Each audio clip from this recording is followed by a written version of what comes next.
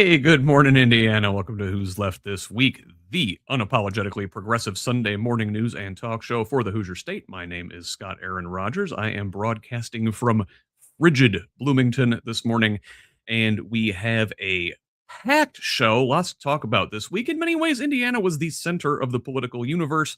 Obviously, redistricting and the flaming end to that gambit is our top story of the week. We'll get to that here after a few minutes.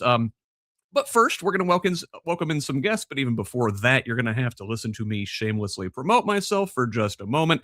If you would, please, we appreciate a subscription over at whosleft.us. You can help this program and this project succeed with a little bit of financial support. And normally that's $50 for a year or $5 a month. But now until the end of the year, I only need about $350. That's right, 30% off, $350 a month or $35 a whole year. That offer extends until the end of 2025.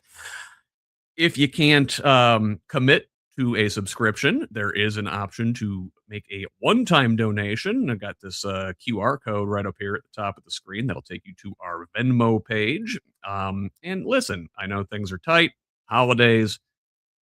I may not be your priority, and I understand, but I would still appreciate a follow over on social media. The handle is at whosleft.us on Instagram, Threads, and Blue Sky. It is simply at whosleft on all the rest. All right, I think that covers the basics. Let us welcome in our guests this week. First, returning to the show, there is our good friend, Chuck Gill. Chuck, welcome. How you doing? Chuck's a Navy vet. I saw Navy beat Army in a big football game yesterday. Absolutely. I'm ecstatic about it. Get to rub it into a few friends. That is one of those very unique institutions, the Army-Navy game. It's a distinctly American cultural thing. Yep, and it's a neat thing because it kind of highlights the service to service. We fund each other, we rib each other, but at the end of the day, we all work together. So. Absolutely. So let us welcome in another returning guest and a longtime friend of the show. There is Leslie Nuss. Leslie, welcome. Hi, nice to be here. Always great to have you. Snowy up there in Valparaiso and frigid. Not everybody can see it with the way our screen layout is right now, but it is picturesque out there behind you. Beautiful. Hey, speaking of beautiful, there's Simon Higgs. Howdy, how you doing? Simon, you are downright angelic looking this morning. Yeah, I don't know what's up with the background behind me, but I kind of messed it up, and we're stuck with it for the show. That's all right. I think it looks great. So, listen, we've got a lot to talk about. Like I said, Indiana was very much the center of the political universe this week. We got a couple big stories along those lines. But first, let us start with our briefs and go around the corn. Now, a bipartisan group of the state's elected prosecutors are pushing back against a constitutional amendment proposed by Representative Andrew Ireland, a Republican from Indianapolis, and probably the second most punchable twerp in the state house. This would allow impeachment of prosecutors and judges for what he calls negligence, arguing it would politicize charging decisions and undermine prosecutorial independence. They say existing constitutional, ethical, and electoral accountability mechanisms already address misconduct and accuse Ireland of using this rogue prosecutor rhetoric for political gain rather than public safety. As an alternative, these prosecutors unveiled their own legislative agenda focused on tougher sentencing laws, expanded pretrial detention, limits on sentence reductions, and increased funding to address chronic understaffing. Now, Simon, listen, if prosecutors already have to face elections and ethics boards and judicial reviews, what problem is this proposal from Ireland actually trying to solve? Sorry, was that for me? Yes, sir. Well, the problem's already been solved. So this is just somebody coming in with, especially as a constitutional amendment, something that would take away the guardrails we have for judges and prosecutors to actually do their job. this means anybody would be able to go out and attack them through the courts. This definitely seems like Ireland and the far-right Republicans trying to override democracy, override democratically elected prosecutors whose politics they don't agree with. This is a theme that will come up again throughout the show. Let's look at another brief from this week, though. So also, a 3-judge panel unanimously ruled that individual abortion reports filed by doctors must remain confidential, upholding a lower court order blocking the state health department from releasing them. The judges said the reports are protected medical records, even without patient names, citing privacy risks in the context of the state's near total abortion ban. Say it's a lot easier to perhaps identify the cases when there are so few anymore. Now, this decision preserves patient and physician confidentiality for now, though the case could still be appealed to the Indiana Supreme Court. Leslie, I'm going to ask you about this one. So, this ruling treats abortion records like any other medical record. So, why is the state treating the underlying procedure as different from any other medical procedure? It's really just misogyny, and it's hatred towards women. It is to instill fear and to let women know that they are under a patriarchal control. I had a very dangerous miscarriage where I could have died, and I do believe that a D&C is classified as an abortion. It's nobody's business as to the records. It doesn't help women who suffer a loss and have to go through grief, and it really doesn't do anything positive. We need to stop this infighting between genders, between everything. And, I'm just going to keep saying it today, the whole program. It's the oligarchs versus the rest of us. And anything else, taking your eye off of that ball means you don't actually think about what the real future is for all of us. And, this is just ridiculous. It's ridiculous. And that's why it was voted down. It was defeated. Yeah, let's keep our fingers crossed that this one holds. Again, this is a very small victory in the grand scheme of things, but something to latch on to nonetheless. Now, along those lines, I guess, as we're nibbling around the edges and hoping for scraps, I've got a couple stories here that I sort of want to tie together. This one from the Indiana Citizen. So, lawmakers reopened debate over how to curb hospital medical debt practices, acknowledging that they still haven't found a workable compromise after 2 years of effort.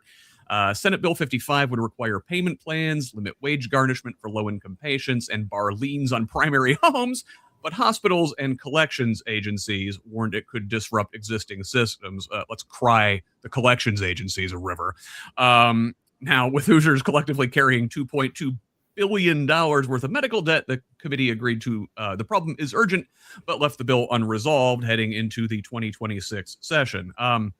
Additionally, and this one's from the Indiana Capitol Chronicle, as were our first two stories this morning, a great publication. Everybody should be subscribed and help them out too. That is an independent media venture that relies on contributions from folks like us.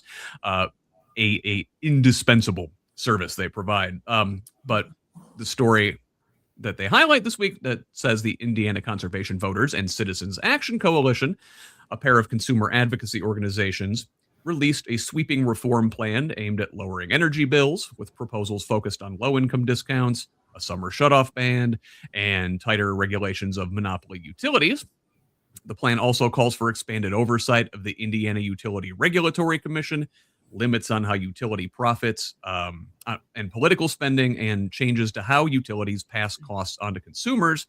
Now, the utilities acknowledged affordability concerns, but pushed back, arguing prices are below national averages and existing assistance programs already help struggling Hoosiers. Now, Chuck, I want to ask you about this one because, you work in infrastructure, right? Water is your purview, but like we all agree water is absolutely necessary and should be managed as a public good. Well, aren't hospitals and power utilities also, if not as essential, nearly as essential? And why does the state keep having to jump in, or groups like these advocacy organizations have to nibble at the edges to stop these private enterprises from wrecking people's lives when we could be managing these things publicly in the public good. Yeah, you hit it kind of right on the nose. I mean, utilities, especially, water, power, healthcare, all these things are essential to human health and safety. And where you get the mix, or where you get the interesting tie-up, is where you get between the investor-owned utilities versus the regulatory structure. And let's face it, for-profit utilities are literally that. They're there to make money for their shareholders, so that they have that first, customer service second. In contrast, you look at a municipal utility, they are just the reverse. We focus on customer service, and then we worry about the rest of it later. We don't make a lot of money, just enough to basically plan for the future. Now, a lot of that, they'll say, well, we can't afford to do this, so we can't afford to do that. Well, okay, cut down how much you're paying your CEOs and executive officers, and then come back and talk to me. But it's the perspective. They have to focus on what's the more important criterion. Are you there to protect the public resource, or are you there to gouge it? And that, again, I'll probably come back to this statement two or three times, that human greed, it drives so many problems. And when you can lobby, an institution, whether it be the IRUC or whether it be legislatures in general, that's essentially where it goes sideways, because a lot of these large outfits can throw as much money as they want at something and make something happen. Where municipalities, we don't have that option. We're kind of stuck. Yeah. We're like 10 minutes into this thing, and we're already starting to see a theme develop. I'm gonna move on to our next story. So, up in South Bend, St. Joseph County councilors voted 7-2 to reject a proposal to rezone more than 1,000 acres of farmland near New Carlisle for a $12 billion data center after 10 hours of public testimony and debate, the decision coming shortly after 4 a.m. Despite promises of jobs and investment, opponents raised concern about water use, infrastructure strain, and the loss of the area's rural character, ultimately swaying a bipartisan majority. Supporters said the project could return in the future, but for now, the county put the brakes on another major big tech expansion. The area is already home to a massive Amazon data center project that has been under construction for a year on another 1,200-acre site. Now, Simon, one of the groups that was really pushing to move forward with this project were unions. There are a lot of construction jobs that are at stake in these data centers. Now, is opposition to data centers a political risk for Democrats with unions, or does this just expose how little public investment we're offering as an alternative to these private mega projects? Well, they look great on paper, coming in from the perspective of, oh yeah, there'll be construction jobs. But the reality is the data centers actually are going to serve a specific purpose across the country. It doesn't matter where the AI sits. The AI in these data centers is going to be harnessed by Fortune 500 companies and everybody else to downsize the workforce and create productivity. So we can say, okay, there's 50 jobs coming, there's 100 jobs coming in construction, but in the long term, we're going to be losing millions of jobs in the long term once these data centers come online and they start producing results for people. And this is the problem that the unions aren't necessarily aware of at this time, because corporate America is only looking to the next quarter to see what its profits are. I mean, that's the reality. Nobody's actually looking at, well, what's actually going to happen 10 years down the road. And I can't remember if it's this one. There's a 50-year tax moratorium. So the amount of money that should be coming back into the community, I think there was $4 billion in construction costs and $4 billion in property taxes abated. So there's $8 billion there that's immediately not going to come into the economy. And what you've got to look at is with any data center project that comes in, what are the net pluses and minuses? And Indiana Economic Development, which is the where most of this is being pushed through, they are just not aware of anything other than being taken out to dinner and being given a shiny meal and a handshake. A lot of the data centers don't make sense when you actually put it in perspective for the long term. I mean, we haven't even got to the water or electrical use, or the fact that the small nuclear reactors are how they want to power these things, which is a fun thing since, one, they don't exist right now. The taxpayer's on the hook for all the development costs. And Indiana is a focal point for this because one of the companies developing the small nuclear reactors is moving their headquarters to Indiana specifically to do this. So we are, again, we're the guinea pig, not the guinea pig, the canary in the coal mine for another, tech experiment. And we know it's going to affect the water use. And the fact is, the data centers actually don't need to use water. That's in Europe. There's many data centers coming online that are self-contained, and they're not actually taking anything out of the local aquifer.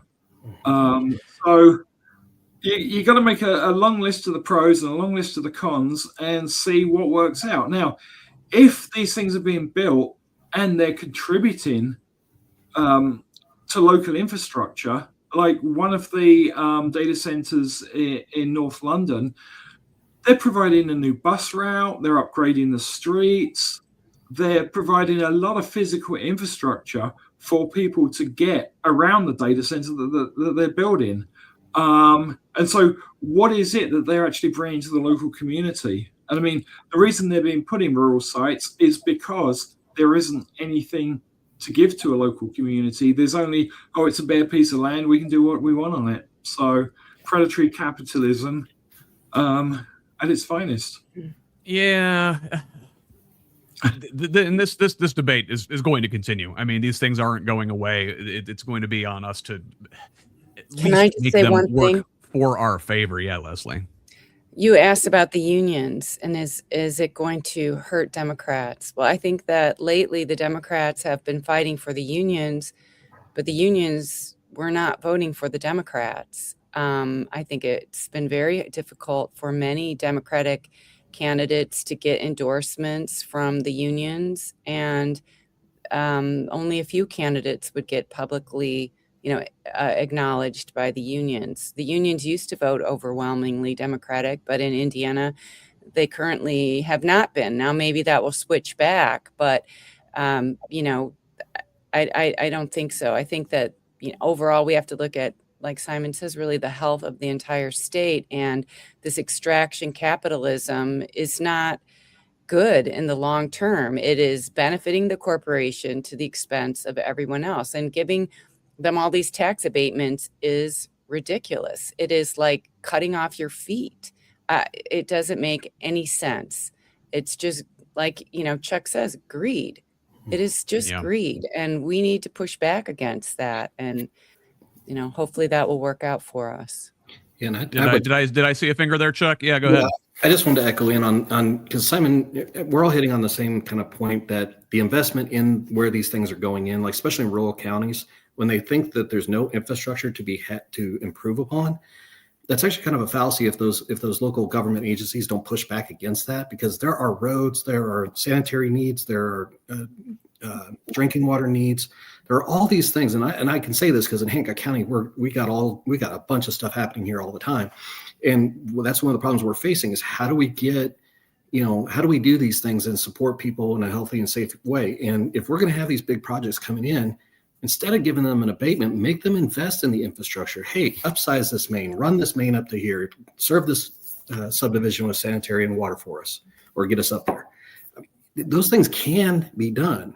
The problem is the public has to force their people to advocate for those things. And I think that's where we need to work on. We've shown some life with that here recently, and I don't want to jump ahead of the ball game here, but it can be done. It can be done. Yeah, it really comes down to do these tools work for us or do we work for them? We could do a whole show just on this, but unfortunately, I have to move on. With our last kind of. Oh, you're killing me, Simon. Go ahead. Yeah, because we're talking. The question was political risk for Democrats with unions, and I don't think it's a risk. Because we're in a point in time when so much has been demolished, so much budgets have been cut. We're at a place where we need imagination, and we could, a data center could come in. It doesn't have to use the water. Now think about if all the heat was pumped into the roads right now to clear snow. It's little things like that. We have to be imaginative and think, well, we've got all this stuff here. How can we benefit from it? Rather than it just being a net loss to the community. So I'll just leave that there. We're going to have an imagination Christmas this year, Simon. Yep. So let's move on to our last brief here.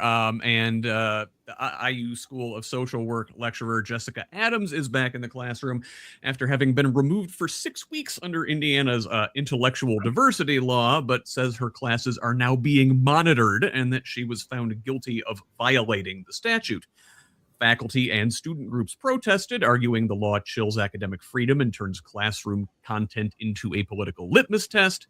The case has become a flashpoint in a broader fight over free speech, state oversight, and ideological control in Indiana's public universities. Leslie, if you're forced to be monitored for thought crime in the classroom, does academic freedom still even exist?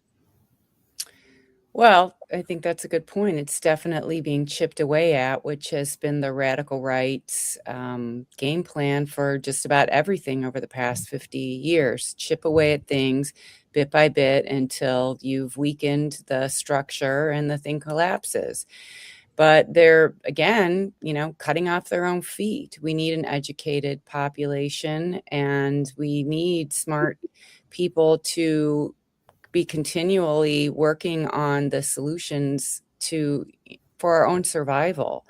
And I thought that there was something interesting recently, right? Like a tip line where you could report any professor and they would get, removed. And then people said, okay, fine, report every professor and have it backfire.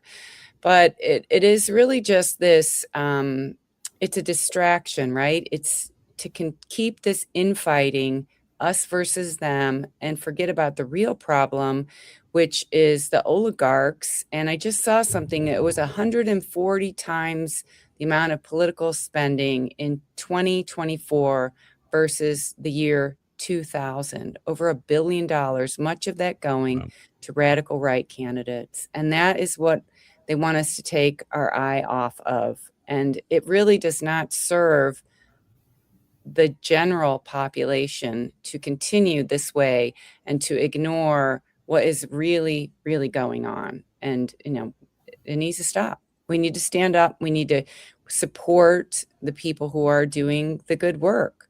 I mean, of course, you're not going to agree with everything that comes out of a professor's mouth, but that's what education is supposed to be about. Education is supposed to be about teaching you how to think, and to educate you about our past, our present, and our future. Well said, Leslie.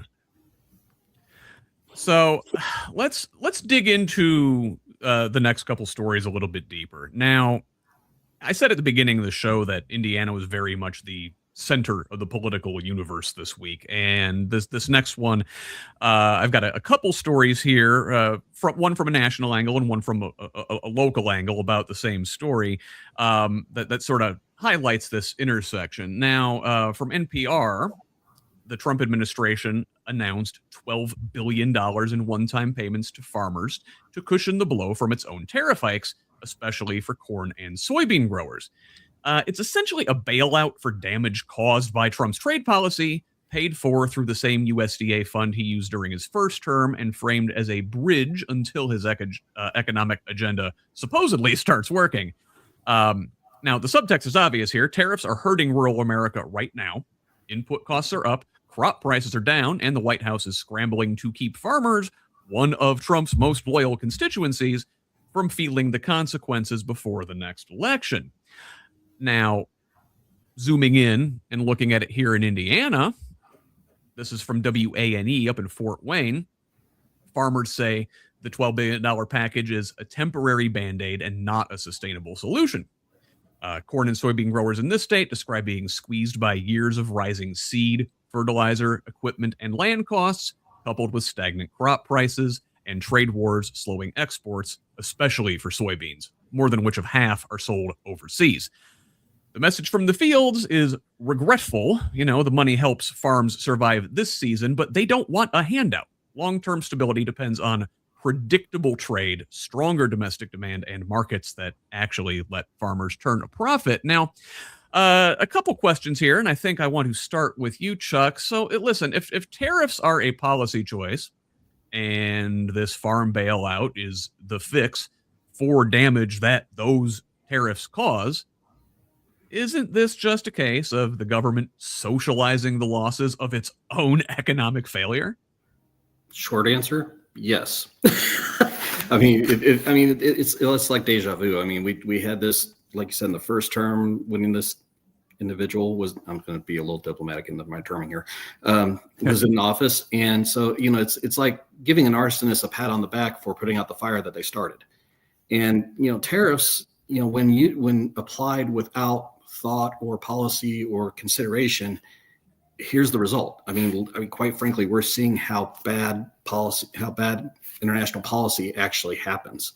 And you're right. Farmers don't want this bailout. I've heard that consistently from almost everybody in the ag sector. They want to be able to have a market, know that market exists, know how to plan for that market, and sell their goods. That's what they thrive on. That's what those folks need. And they thrive on that independence, being able to manage their own businesses. This here is basically making the government become their sole source purchaser. And they, you know, again, hello, socialism. Not necessarily socialism, maybe towards the other end of the spectrum, but you know, you get the idea. Well, no, about that. I mean, listen, you talked about the farmers value their independence, right? I mean, they want to go out there on the open market and earn a profit, but with this bailout, I mean, listen, you're not going to shoot yourself in the foot. You know, you need to get by, but right. Isn't this just building that culture of dependence that conservatives always cry about? When you have only one place to go to for any source of income, yeah, that it literally creates that false dependency that these folks have fussed about forever and a year, like, you know, relating it to other social net programs that, people just live off the government. Well, I don't know of too many people that actually choose that option. And, you know, in reality, most folks want to do their own thing and find their own way through life. I mean, now there are folks that need help. Okay, great.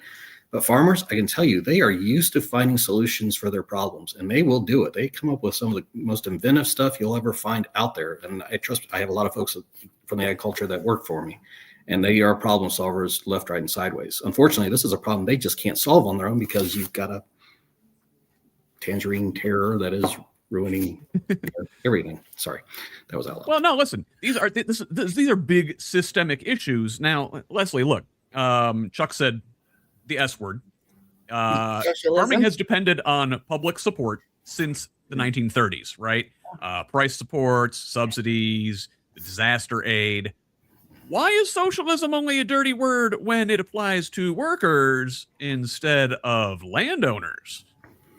Because it's just all propaganda. You know, honestly, my grandfather was a farmer. My father grew up on a farm.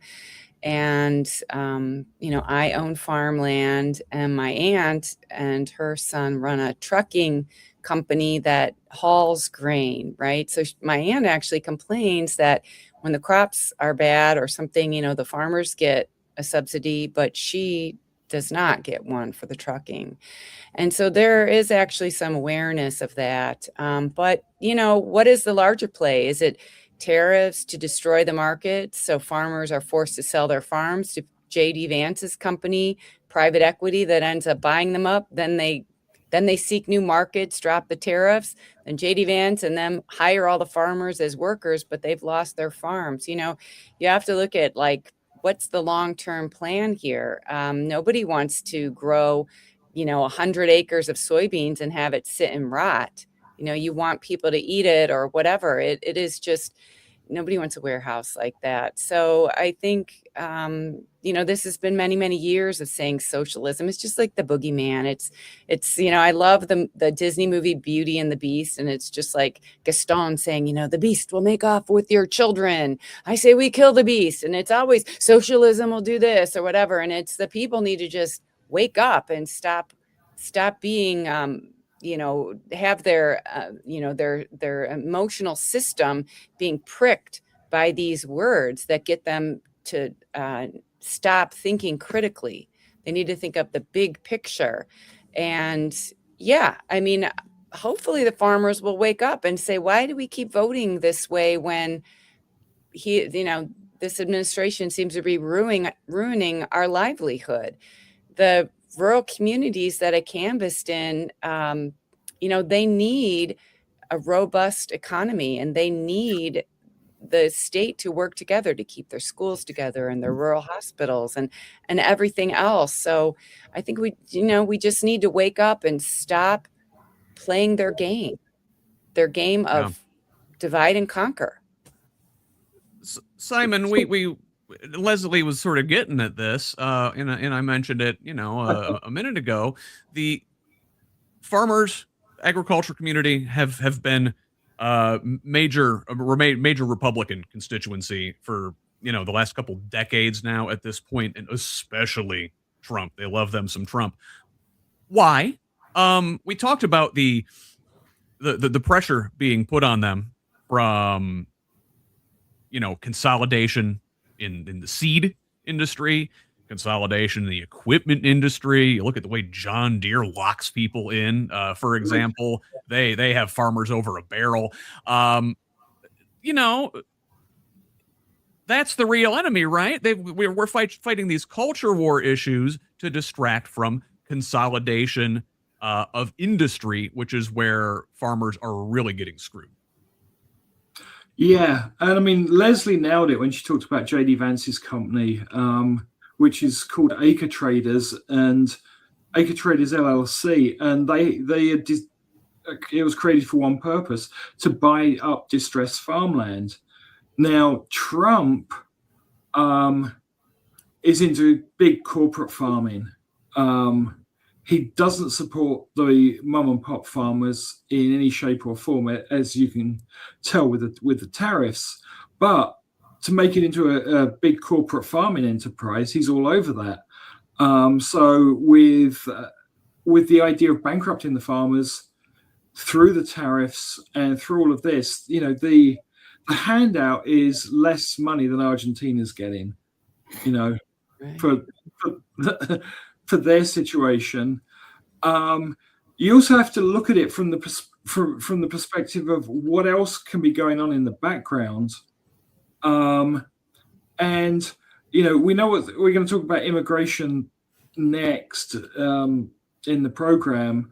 But one of the things that happened earlier in the year was they started talking about immigrants as farmers and keeping them. And Trump was talking about, looking after his people on the farms. Well, it turns out that once they're arrested and incarcerated, they become slaves under the 13th Amendment. And that's your farm workers community. The land's all been bought up. And so you really have this, I mean, I don't know another word other than to call it, this fascist dictatorship running a slave workforce. I will be happy to labor next to you guys on the farms when we're all sent there. Yeah, so I mean, should it be a dirty word? Socialism for the rich, rugged individualism for the poor. That's been the conservative mantra for, well, I'm going to say hundreds of years now. they're quite really happy. is. Yeah. Yeah. The trickle down is actually upside down. Money trickles up to the 1%. And these are all ways that they're squeezing everybody, and like you said, with John Deere's lack of right to repair on the farm equipment, which to me just doesn't make any sense. And the others, I don't mean to pick on them. They're all bad. Well, but in the agricultural community, they're 800-pound gorilla. Yeah. And I mean, everybody's yelled at somebody for that. And there are other companies that have been trying to fix it, but their products are so complicated. It just is.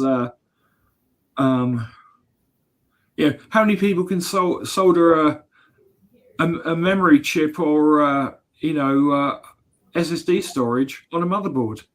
Yeah. It's how many people can get into their equipment to change the motherboard out? And it bears on another part of that conversation, Simon, that how many people can actually find water when they need it. And that goes back to our other conversations, because what do farmers mostly need around central Indiana? Most times they need water resources. And how do you find it once it's gone? Oh, and how do you find clean water? Well, okay. Fair, good point. Fair point. Again, this is another one that we're going to have to, explore more going forward. I mean, listen, agriculture issues are central to what we do here in Indiana, so we will stay on this story. Now, let's move to our top Indiana story this week. Again, the reason why Indiana was the center of the political universe, and bear with me, I'm going to read for a little bit. So, what played out in the Hoosier State this week was a rare, messy, and revealing crack in the machinery of Trump-era Republican control. It began quietly with Senate Republicans refusing to say out loud whether they would go along with this mid-decade congressional gerrymander demanded by President Trump, even as a committee dutifully advanced the bill. Now, by Tuesday, outside pressure groups ramped up on both sides. Fair Maps Indiana announced a pact to punish Republicans who complied Republicans who dissented, rather, from Trump, while the president himself escalated threats to primary anyone who didn't go along with his plan. By Wednesday, the focus shifted to the mechanics of power, the anonymous map drawers, the consultants, the backroom operators, underscoring how nakedly political the process had become. Thursday was the rupture, the vote. The Indiana Senate, in a stunning rebuke, rejected Trump's map outright, driven not by a sudden democratic awakening, but by personal history, institutional resentment, and a sense among some senators that they were being ordered, not persuaded. So, the Republicans who voted no justified their decision in human, relational, and institutional terms. Their language was grounded in lived experience. Jean Lysing talked about her grandson being targeted at school. Mike Bohacek spoke as a father of a child with Down syndrome, reacting to Trump's use of the R word.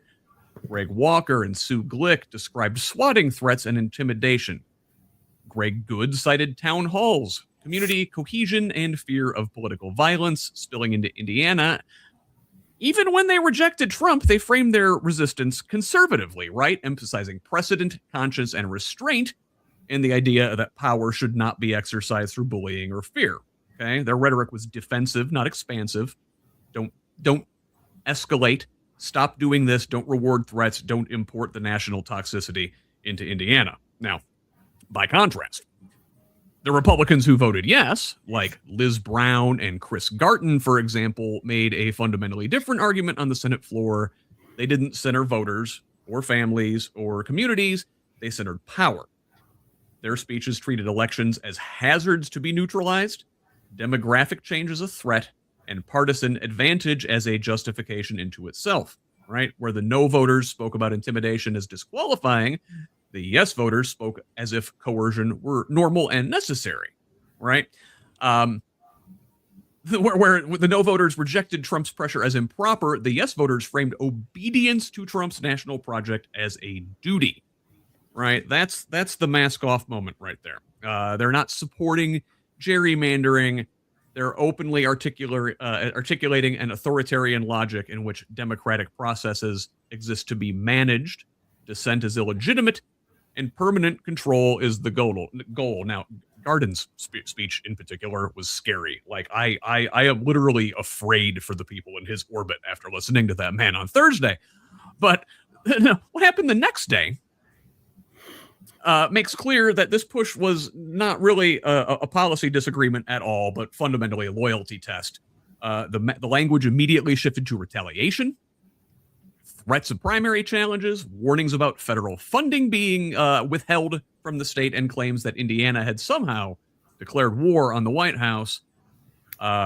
Heritage Action, the group associated with Project 2025, suggested that roads wouldn't be paved and National Guard bases would be closed, crossing a line from hardball politics into something more like collective punishment.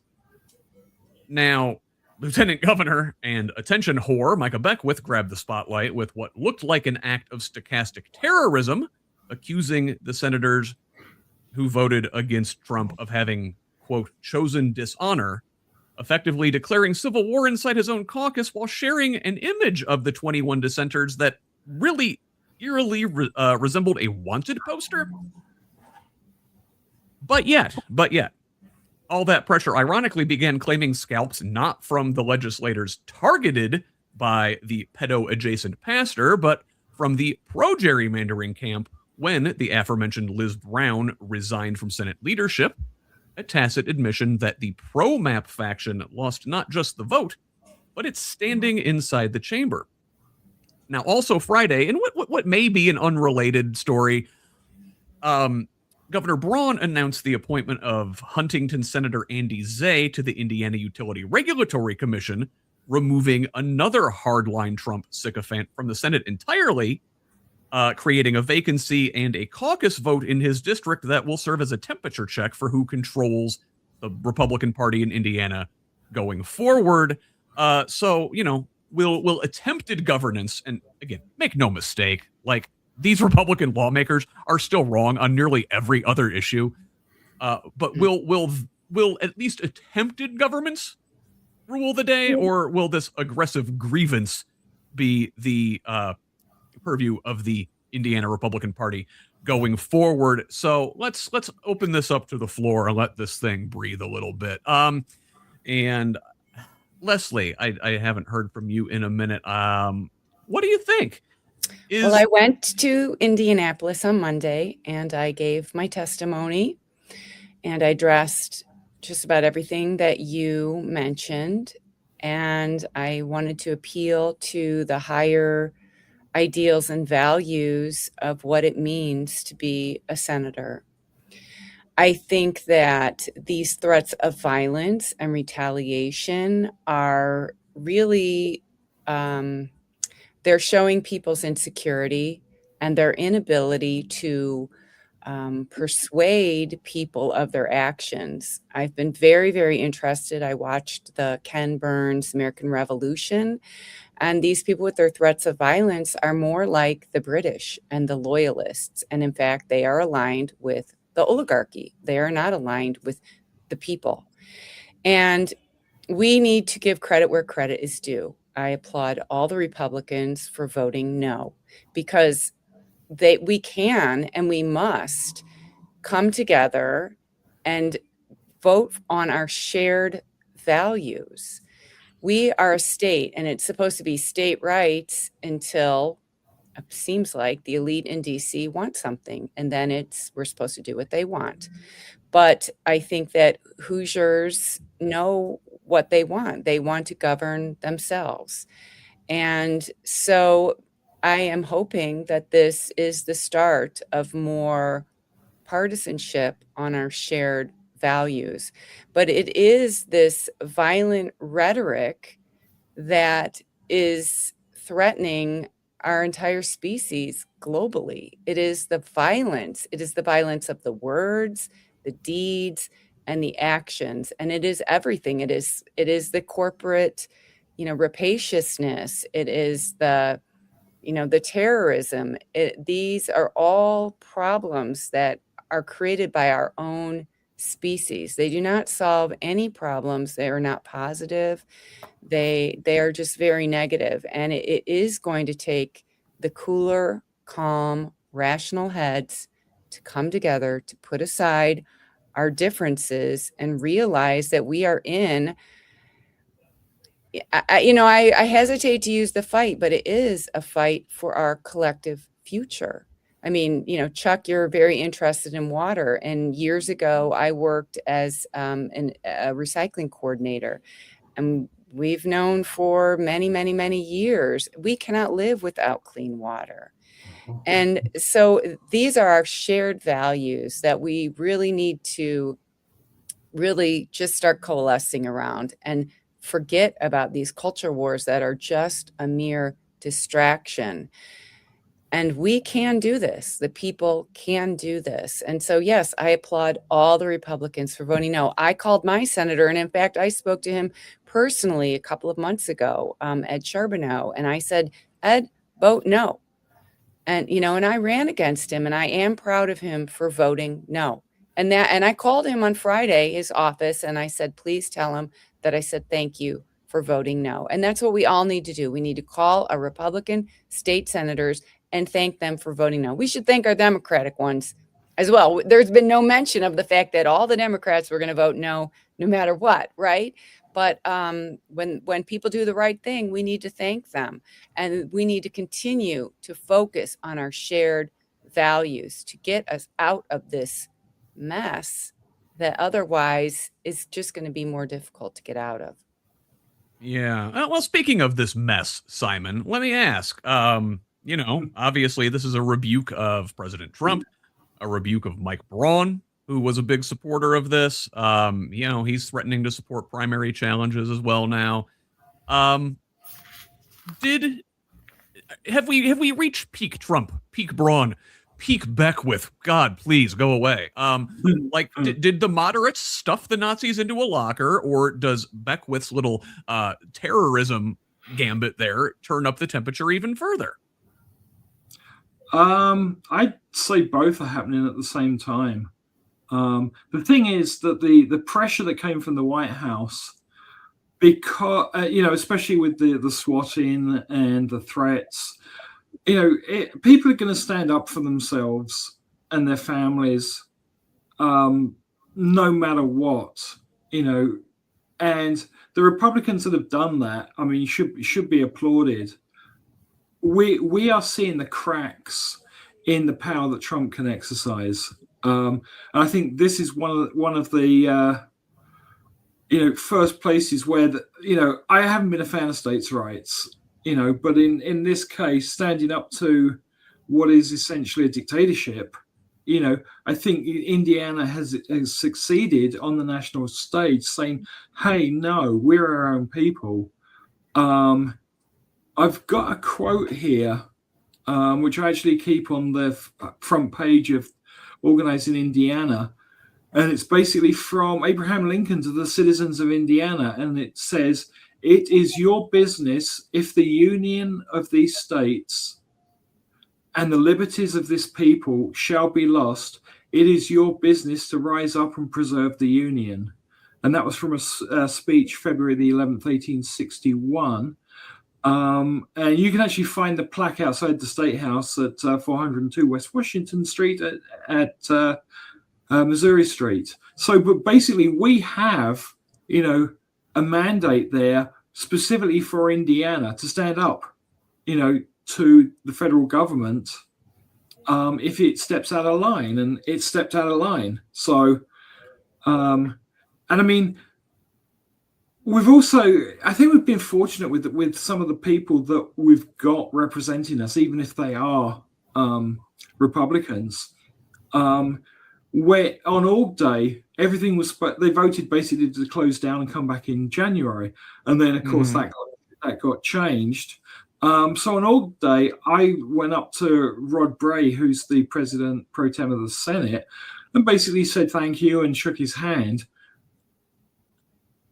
I got a momentary glimpse, into someone that was emotionally exhausted, and had been bullied. Clearly, I got the feeling he'd been bullied, but he stood up and he represented us. So from that perspective, he comes across as one of the good guys. Now, the funny thing is, Morgan County is now turning into some of the good guys. Peggy Mayfield also voted no. So, that was a surprise. And I think there is a moderate element within the Republican Party in the state that is just, able to stand up and say no to the stupidity. And I think they're also covering their own backs as well politically. Now, tomorrow they could be doing something really stupid. We don't know. But at least for this, they were there and they represented us. And like Leslie said, we should call them and thank them.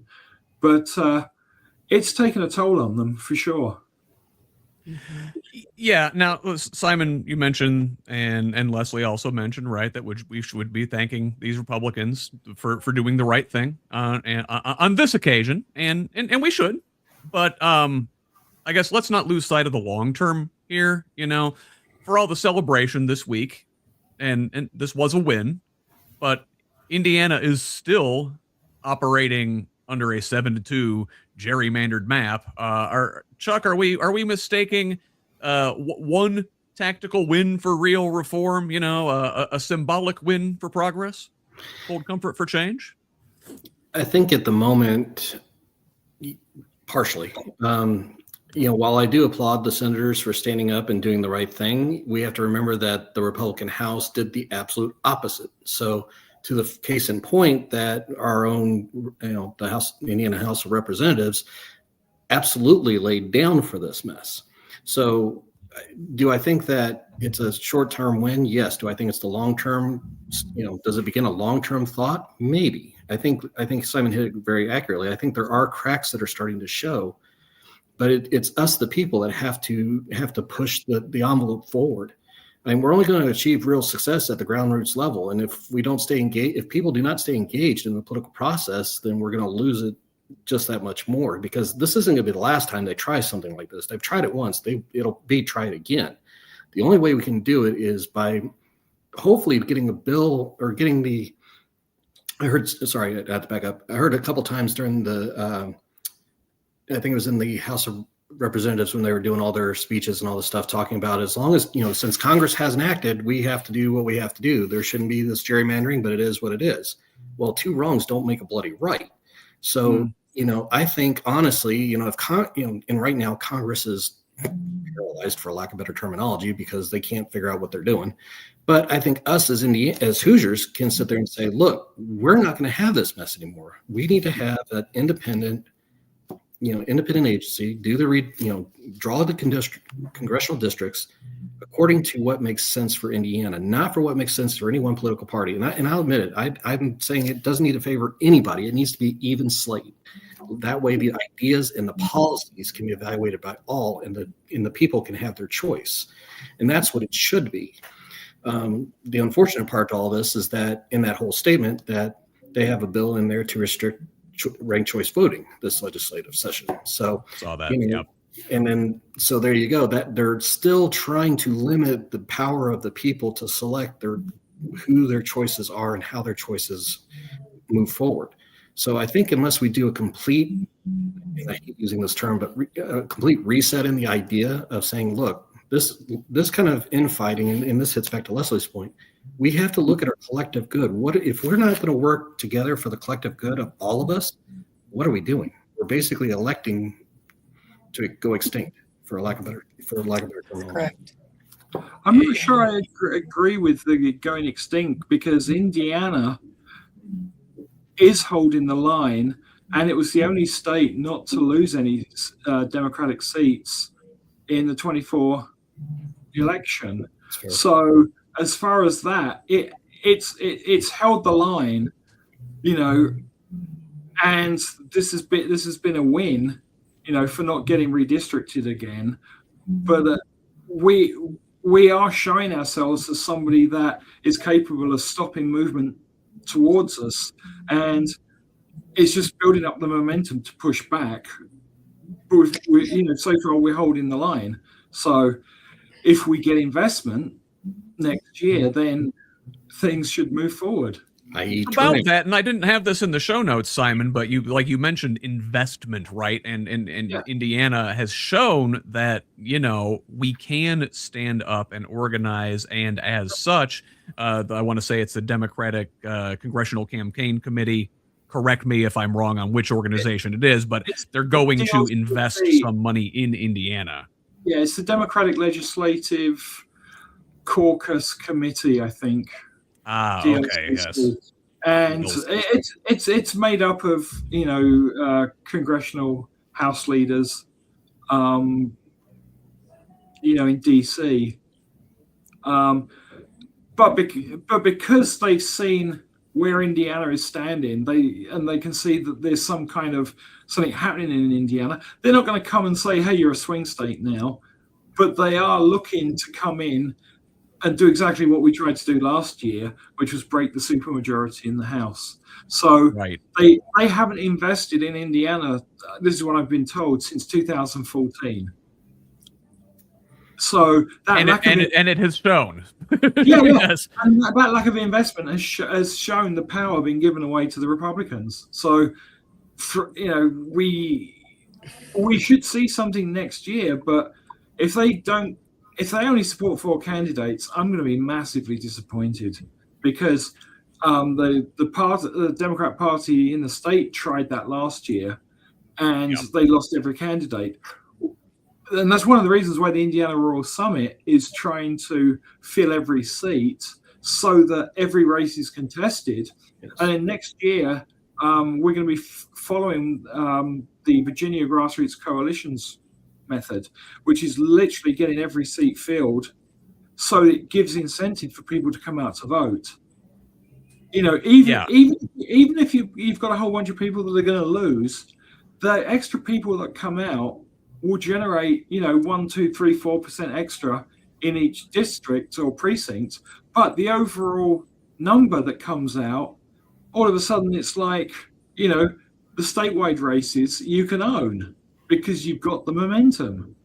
And that was the big difference. They turned they flipped the governor's seat and the 2 below, and I can't remember which ones they were. I don't remember at that time either, but we know this is possible, so that's the plan. It's something, and I hope that I can get in touch with some of those Virginia organizers to maybe talk about how they did things and how Indiana can learn from it, and that's something I want to talk about in the coming months as we go forward. We are coming to the bottom of the hour here, to the halfway point of the show, so I want to change topics, but we're gonna stay with the theme that Indiana is kind of the crossroads of politics right now. And this story will span from Indiana to nationwide, and by the end of it, we're going to be getting into our U.S. stories. So let's go back to our good friend Liz Brown, who we were talking about in this last segment. Now, we're just talking about her in the context of delivering basically fire-breathing fascist speeches in defense of these maps on the floor Thursday. But when it comes to immigration, she isn't extreme enough for characters like Attorney General Todd Rokita or U.S. Senator Jim Banks. Brown introduced a bill in session that would expand cooperation with federal immigration enforcement, but deliberately limit who holds that power inside state government. Rokita and Banks want something far more centralized, enforcement authority concentrated in the AG's office with the ability to shut down businesses outright. So what's playing out here isn't a good faith debate over policy. It's another internal GOP power struggle for who gets to be the face, the megaphone for this immigration crackdown, and who gets to turn that authority into political capital heading into 2026. But the political quickly turns personal once it leaves the State House. Here in Bloomington, an Afghan man who entered the U.S. legally, applied for asylum, received work authorization, and followed every rule, was pulled over after an English class and quietly disappeared into ICE detention. His family still doesn't know why. He isn't accused of a crime. He works for the university. He and his wife are expecting a baby. Now, his case is pending and he's due to appear before a judge Wednesday, but, with this administration, you never know. And heading back up to Indianapolis, dozens of immigrants who did things the right way made it to the end of the process, were stopped anyway. 38 people were denied citizenship at a naturalization ceremony after being fully vetted, tested, and approved because of last-minute federal memo labeled their countries of origin high risk. No hearing, no explanation, just a closed door at the finish line. And, this is what the system looks like in practice. Not targeted enforcement, not the worst of the worst, like they say, but broad suspicion and, again, we mentioned this word earlier, collective punishment. And that's the system that Department of Homeland Security Secretary Kristi Noem showed up to defend in Congress this week. The arrests, the detentions, the deportations to third countries, the sudden rule changes, the mass suspicion aimed at entire nationalities, all of it, she said, keeps her up at night for the opposite reason that one would suspect, the reason that keeps us up at night. Not because innocent people like Amir are being swept up, but because there might still be some she hasn't caught yet. Yes, got to catch them all. I guess Noem can add Pokemon trainer to her dress-up rotation. The one sliver of good news is that the courts, at least for now, are still pushing back at the margins. A federal judge Friday barred ICE from immediately redetaining Kilmar Abrego Garcia, the Maryland resident who became a national flashpoint after being wrongfully deported, brought back to the U.S., detained on manufactured charges, and generally jerked around in a wanton display of cruelty after ruling his detention unlawful. Now, this is a reminder that while the guardrails of democracy are a mangled wreck, they occasionally still keep things on the road. Leslie, how do you square this rhetoric about criminal immigrants and the worst of the worst with cases like Amir, with these 38 people in Indianapolis, people who followed every rule and still, got denied citizenship in many cases, or even worse, wound up in jail like that poor man? To paraphrase Timothy Snyder, it's the lies to make the war true. You have to tell lies to justify this war. And that's really all it is. I can tell you two things that are, that I personally have some knowledge of. One was last year when I was knocking on doors. I met this lovely woman who'd been in the country at least 20 years. She was a happy person, married. She wasn't a U.S. citizen. I wonder and I worry about her. She was clearly and fully an American. Then there's another thing I just learned about. It's a woman who's going through the process of becoming a citizen. She and her sister are both here. And this woman is the mother of a child who's 8 years old, who's a U.S. citizen with severe autism. So she's been in this country at least 8 years. She's probably going to be in detention. She, I guess, could be deported with her child, but her child is a U.S. citizen.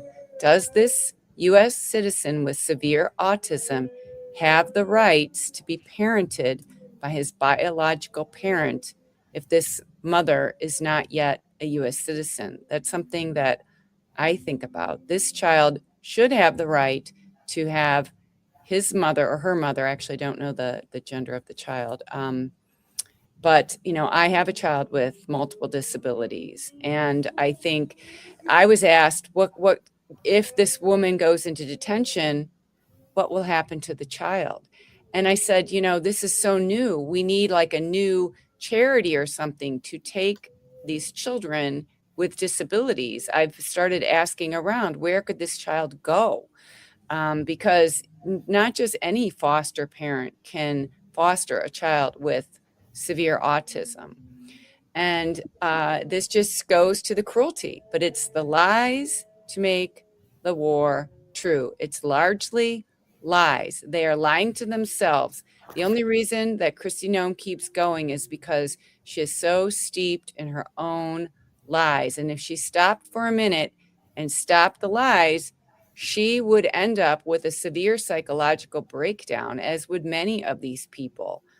Apparently when World War II ended, many of these people, these Nazis ended up killing themselves because they finally stopped, and the weight of what they had done weighed on them.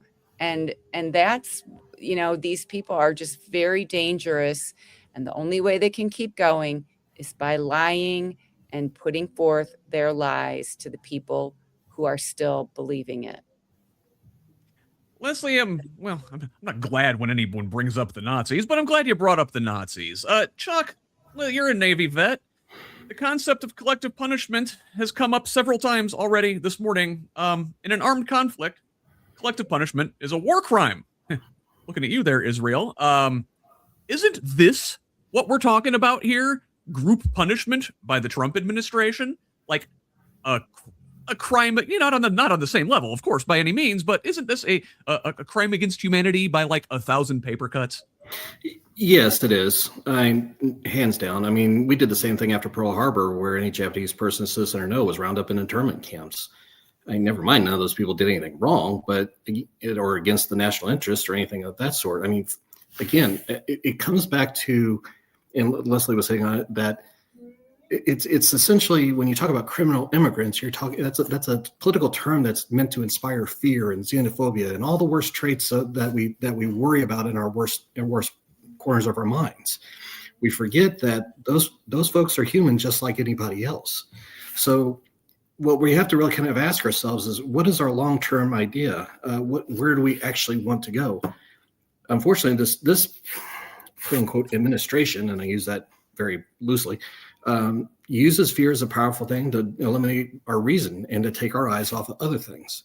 And I can tell you, this is absolutely not what I fought for and what I served to protect when I was enlisted. Just everything that has happened in the last year has been the exact opposite of what I served to protect. And it makes, I get fiery on this topic, so I'm going to try and contain it a little bit, but it tears at the very nature and fiber of what we are. And I think we have to kind of stop and ask ourselves, is this who we really want to be as a nation? Because right now we are at a low point of where we need to turn the ship around. It's either that or hit the iceberg, one of the two. And I don't want to hit an iceberg. No. I mean, listen, you're a Navy guy. You know what that entails. Simon, listen, you are an immigrant. You have navigated this process. I will let you expound. Yikes. Yeah, so originally I came here on a green card. And we tried to follow all the rules that we knew about. We basically went back and lived in England for 2 years until the green card came through. Then I came out here and did college out here. The most terrifying time during all of that, aside from the whole thing of looking over your shoulder because they could take the green card away any time, was actually at the swearing-in ceremony to become a US citizen. And I can absolutely identify with the people that were turned away. When you show up, or when I showed up, I don't know if it's changed. When I showed up to do the swearing-in to become a citizen, when you check in, they take away your green card. Wow. And that was one of the most terrifying moments that I can remember, because it's like limbo. Yeah. Well, now you're effectively naked, Right. and in a limbo between the time when you've checked in and the time you do the swearing in ceremony. And so I can really empathize with these people that got turned away, because they went all the way there. They went, to the point where they would have had to relinquish their green cards or whatever their work document is, only to be turned away.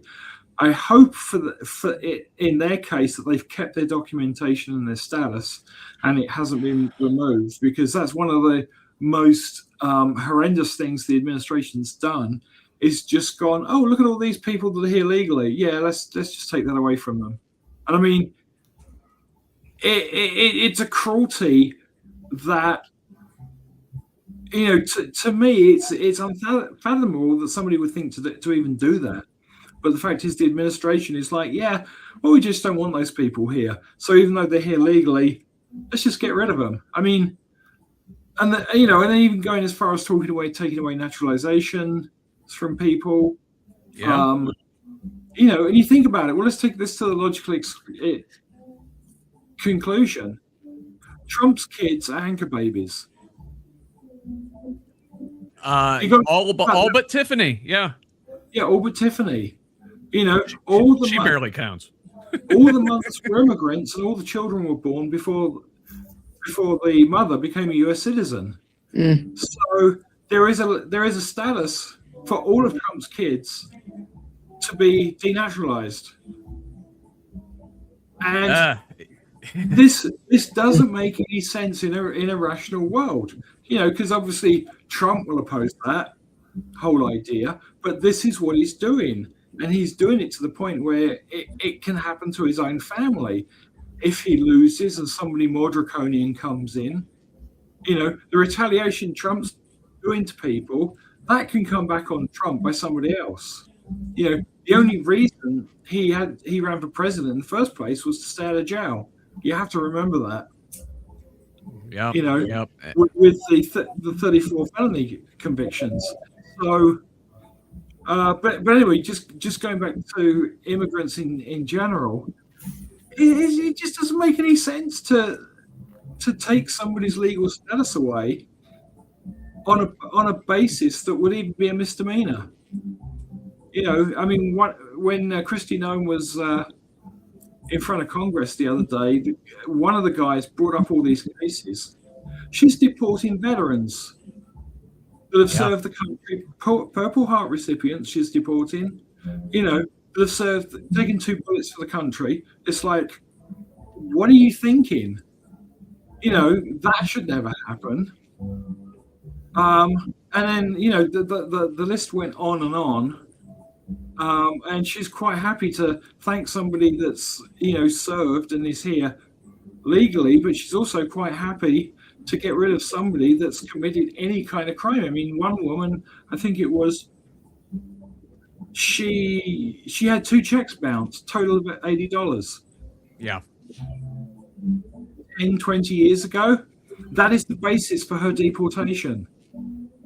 That's not a reason,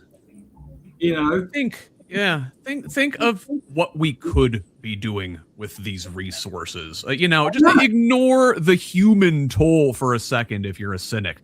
Think of what we could be doing with these man hours, with these resources that we're not doing. Show what a terrible waste it is. Biden has still deported more people than Trump has. And that's even with Stevens Miller's 3,000 a day quota. So it's not about numbers, it's about the show of force, it's about the cruelty. The authoritarian, but what's driving the authoritarian is the racism, because of the people that are being targeted. Trump's not getting rid of his kids because they're white. The only people that are really being targeted are brown and black people, and exactly as we saw with the redistricting. That would have carved up Gary and it carved up Indianapolis to disenfranchise black and brown voices. And we absolutely can't do that. What happens when he starts taking away those folks out of our military?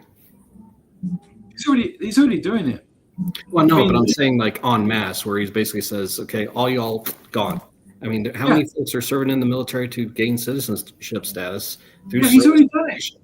Transgender people, LGBTQ plus people. Yeah. So many. Listen, like he's already all of these people who were denied this week, these folks that we're talking about, every single one of them loves this country more than Donald effing Trump. That's true. I've got to move on because we're running behind here. And as to that, I'm going to sort of read through these quick headlines, maybe get a quick comment from you guys before we dig into the meat of our U.S. stories. So, I mentioned the courts, that we have a couple other stories from the Supreme Court this week, from the AP. The court signaled support for presidential authority to remove leaders of independent federal boards and commissions, a move that could significantly expand executive power by making it easier for a president to fire officials without cause. The decision reflects a conservative majority's broader trend towards strengthening executive control over government agencies.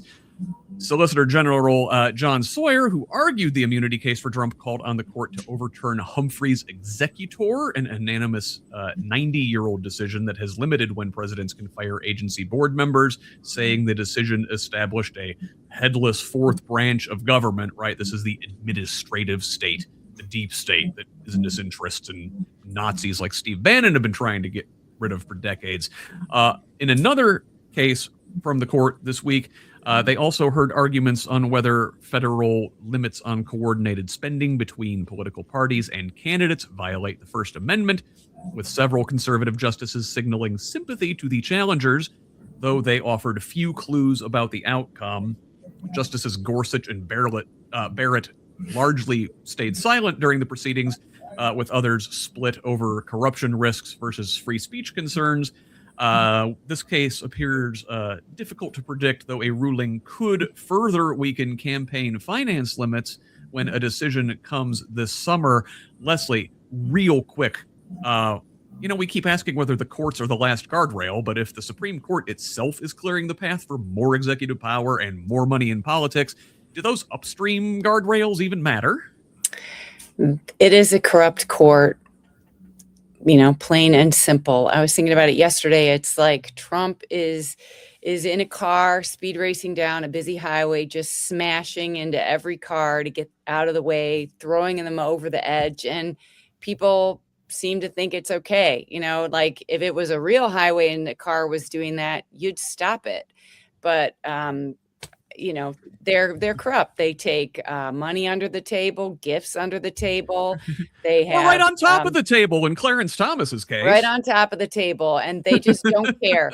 They don't care. They're doing it all out in the open. They're daring us, and they have, gotten themselves into a position, and they're just giving a big middle finger to most of us in the country. And it's tragic. It's tragic to think of somebody going to all that trouble, going in those paths, law school, clerking, all those things, to be corrupt, to not follow universal principles, and just to be so easily bent. It just shows the weakness of their moral character, and that they're unfit to be Supreme Court justices. They should be removed, or the court should be diluted with additional members, which it should be anyway, because there's been this argument we should have one for every circuit or something, and we are up to like 13 circuits now. That would give you 13, yeah. Right, where we used to be 9. But they're going to keep abusing their power until they're stopped.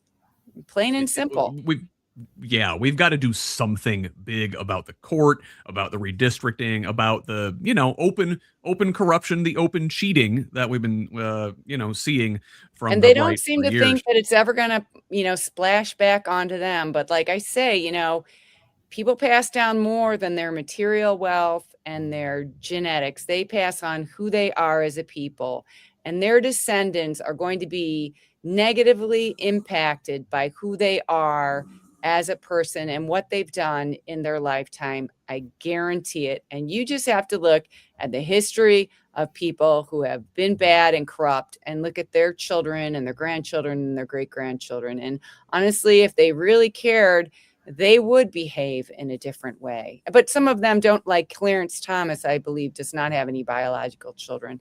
So, but it does impact your descendants will look and see who you were and what you did. That's my warning. And I hope they're embarrassed at the very least. Hey, speaking of doing nefarious things out in the open, we also got a new batch of photos from Jeffrey Epstein's estate this week. House Democrats released a bunch of photos showing figures including Donald Trump, Bill Clinton, and the former Prince Andrew, as well as right-wing political operative Steve Bannon, billionaires Richard Branson and Bill Gates, filmmaker Woody Allen, in a surprise to nobody, former Treasury Secretary Larry Summers, and law professor Alan Dershowitz. This is part of a broader effort to pressure the Trump administration for transparency as they are forced to release the long-awaited Epstein files. Democrats and an unusual mix of Republican allies demand justice for Epstein's victims, while Trump allies accuse them of cherry-picking images and insist there is no evidence of wrongdoing by the president. Now, Chuck, listen, with everything else out there, and, theoretically, we're supposed to be getting a bunch of files in the next couple weeks. Did these pictures move the needle at all, or are we just treading water waiting on the big stuff? How do you parse through all the insanity that it is? And and again, I've said this many times over this past week, make it make sense. And I've heard this from a lot of folks, like, we don't care who's in the files, like whoever's in there and did wrong, they need to be dealt with and held accountable to those actions, because there's no moral standing to it. But as far as treading water, if I were them, I'd be seeing well, wait a minute, water's way up there, I'm way down here at this point, because it's going to drown the majority of those that are involved in it. And the Tangerine Terror is no exception to it. And he's not going to be able to deflect this. Oh, I do nothing about it. Right. Let's just go with that one. Yeah, we'll see. I still am not convinced that we're going to get any transparency and any truth out of this story, even when we get a bunch of files here in the next couple weeks. Let's move on to the next one here. I've got a sort of a trio of tech stories that I want to treat as one. So from Politico, the president signed an executive order directing the federal government to aggressively challenge state AI regulations, aiming to clear the way for a single industry-friendly national approach after Congress failed to pass legislation doing so. This order relies on the theory that federal regulations preempt state law and the states are unconstitutionally regulating interstate commerce. State officials and critics from across the political spectrum warn it could face serious court challenges. Now, also in AI, Trump reversed long-standing U.S. export control policy by allowing NVIDIA to sell its powerful H200 AI chip to China in exchange for a 25% cut of the revenue, prioritizing short-term economic gain and industry lobbying over national security concerns. Bipartisan critics warn the move risks accelerating China's AI and military capabilities, undermining allied export controls, and effectively putting America's remaining technological edge up for sale. And, I've got a couple more stories in the show notes.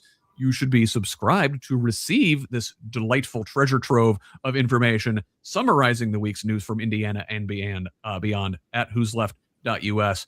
I got a couple links in there, one from the very conservative National Review and another one from CNBC talking about very liberal Senator Elizabeth Warren's concerns about the same thing. Simon, listen, if AI is as economically and militarily consequential as everyone claims, shouldn't we also be treating it like a public utility or strategic asset, even if that means national industrial policy, public ownership, or state control? And listen, if so, how do we say that without pretending that Trump is kind of moving in the right direction here in terms of having a national AI policy? I'm not saying his is a good one, but we need to have a national AI policy.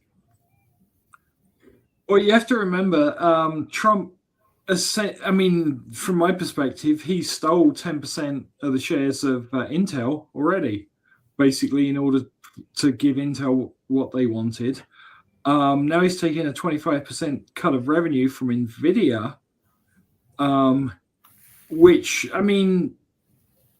in theory, there should be,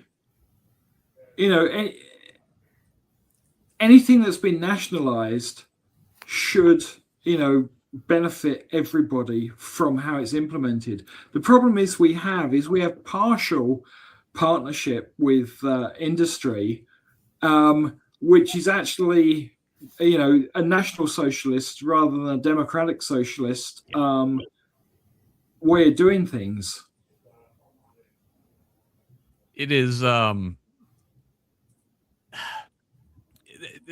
we need to be nationalizing more industries. I think. Yeah, but I might when be you out. wish- I might be out of the no, mainstream on this, right? but What you have it's to the look way for, he's doing it, right? Who is yeah. driving When here? you nationalize an industry, you nationalize it 100%. Unless it may be divided up into municipal ownership and state ownership, but as far as the general population is the owner and the beneficiary. I mean, it's happened around the world in other contexts. For the mining industry, utilities, anywhere there's a natural monopoly, that's something that should be nationalized, because the people it benefits should be the one that ultimately control it. We have the we the people thing, but we don't actually control anything. It's all Some of been these, go ahead. corporations.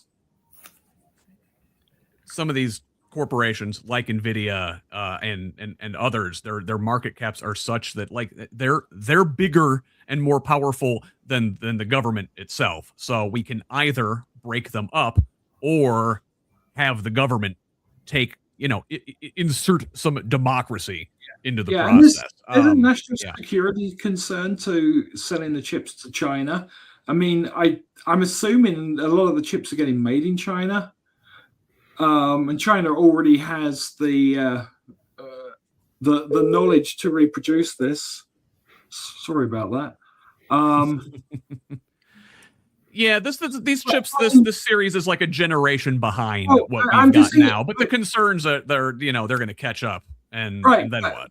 Back in the day, people were freaking out over 56-bit encryption. So all the US would allow to be exported was 40-bit encryption. Now we're leagues beyond that, to the point where the gaming machines are usually the most powerful chipset for consumers, and they've been on the ban lists. You can't sell them to North Korea or I don't know the entire list of countries, but consumer electronics have been banned because they could be used for supercomputing purposes. I mean, we've seen PlayStation arrays, in the thousands, which is a little bit silly, but people that are looking at AI are looking for exponentially powerful computing solutions, and so the idea of selling the advanced chips to China, creates concerns because over what they can do with it, what their military can do with it, and the fact is that America tried to control itself, from a defensive posture by restricting the technology that was out there, which we then sold to our allies. That was part of the control, and then the allies, we use it against us. I was going to say something quickly. It seems like most things that Trump is doing, he has been given money. He accepts bribes. We know this. And his role in the White House is to weaken the United States global power, to make it easier for nations like China to dominate the Asian side of the globe, and for Putin to dominate the European side of the globe. I mean, that is what they are discussing behind the scenes that most Americans are not fully on board or aware of. So you do have to wonder what he's doing, but it really is not to keep us as the top nation in the world, but to allow for China to begin to dominate us even more than they already are. So and who's got their thumbs all up in that, Leslie, is Jared Kushner. We're going to talk about him in a second. First, we did have some elections this past Tuesday, which I want to talk about. In Albuquerque, New Mexico, Mayor Tim Keller secured a third straight term in a runoff, defeating the Republican challenger 58-42 after a 6-way general election failed to give any one candidate a majority. He becomes the first mayor in the city's history elected to 3 consecutive terms. Down in Georgia, Democrats notched another sign of momentum by flipping State House District 121, where Eric Gissler narrowly defeated Republican Dutch Guest IV great name, by a little over a point in a gerrymandered Athens area district. Now, Gissler had lost badly just a year earlier. He credited a stronger ground game and a campaign focused on affordability, healthcare access, and cost of living pressures that appealed beyond the Democratic base. In a second special election in a heavily Republican House District 23, Democrat Scott Sanders advanced to a January 6th runoff against Republican Bill Fincher, highlighting vulnerabilities of GOP gerrymandering overreach. This was a gerrymandered district where they cut up the Athens area there in Georgia, a college town. Turned out, in this case, it bit him in the ass. Moving down to Florida, Democrat Rob Long won a special election for the Florida House District 90, capturing just over 63% of the vote. Now, this is a heavily Democratic district, but the margin marked a 7-point improvement for Democrats from last time. But the big election win this week was down in Miami, where Eileen Higgins, 59 to 41 victory in Miami's mayoral race marks a dramatic reversal in a city Democrats have not controlled since 1997 and represents a roughly 25 to 30 point swing from recent GOP wins down there. Although this race is formally nonpartisan, Republicans had dominated the office since 2008, making Higgins win a clear political break. The contest became nationalized in the final weeks, with Trump endorsing Republican Emilio Gonzalez. Now, this outcome reflects a convergence of local economic pressure and national political backlash. Higgins centered her campaign on, again, affordability, housing infrastructure, and government competence, issues that resonated in a city facing severe cost of living strains. Miami is incredibly expensive. At the same time, Trump's immigration and tariff policies proved politically toxic in a diverse, immigrant-heavy city. Now, I wanted to spend some more time on this, but we're running a little behind. But I do want to ask Chuck, we've seen Democrats outperform in virtually every election since Trump's second inauguration across wildly different regions all over the country. Is this the early signal of a broader political realignment, or is this just proof that Republicans can lose the popular mood while repeatedly remaining protected by things like maps and political calendars and structural rigging? You know, can Democrats maintain or even build on this momentum going into the midterm elections, which is when they really need to capitalize? So I think it is kind of indicating a shift where we're seeing a rejection of the extremism that Trump and the MAGA cult have really kind of brought to bear on a lot of this.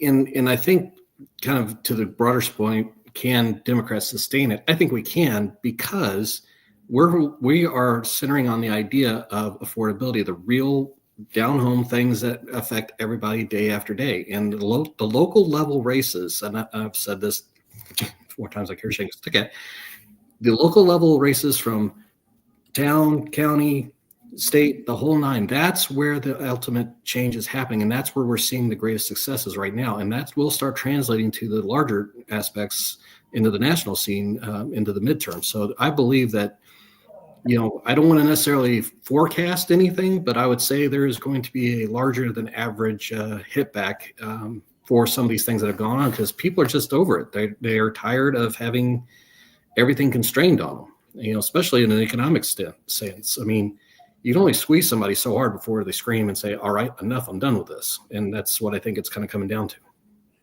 Yeah. We talked about this at the top of the show. Indiana, very much a bellwether, I think. If we're pushing back here, I think we may have hit the high water mark on this thing, and now is really the time to capitalize and pour resources in and take our country back. Let's look at what's been going on down in the Caribbean. You know, we've been talking about this story for the last several weeks here, several months even.